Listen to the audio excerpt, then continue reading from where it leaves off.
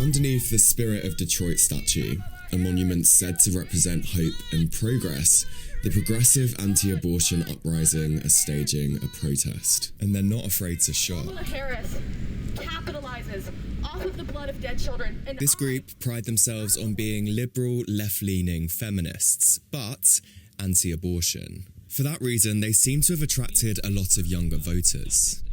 Watching on, it was clear how deeply this debate ran alongside the election. Sing it! Help us, nation. But even on this side of the argument, there was still such a broad range of views and opinions that I really wasn't prepared for. They have become a perpetrator of violence, just as the rapist. And the abortion did not take that rape away. One of their younger members, 18-year-old Avi, sat down with me after the protest. I was trying to see how they considered their movement progressive, given most of the young Democrats I'd spoken to would say the opposite. Yeah, so a lot of the stuff that we believe in is all left-wing. Like, we all believe in making birth free healthcare, racial equity.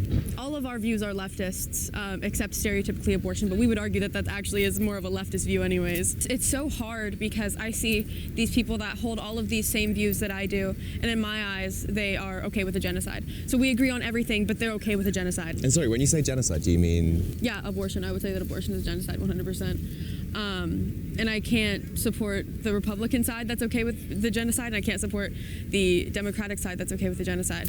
And so I think that I need to vote in the way that I feel like could preserve the dignity for the unborn the best. What I wasn't expecting to find was even more divides on this side of the argument. I was raped when I was 15. I was pregnant by my rapist. I understand how that feels, to be so trapped, to be so young, to be so scared. But the one thing that I noticed, and the one thing that I learned, was that my daughter was an innocent third party. She did nothing wrong. And I don't think that I don't think that I had the right, or anyone else has the right, to punish their child for something that they didn't do, for something that their rapist did. You've got a couple of members who were stood there who were basically comparing mothers who have been raped to their rapist.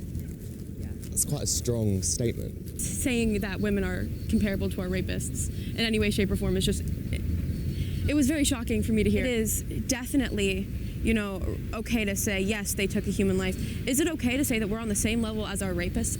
That is something that I don't know really how you rationalize, or really how they got to that conclusion.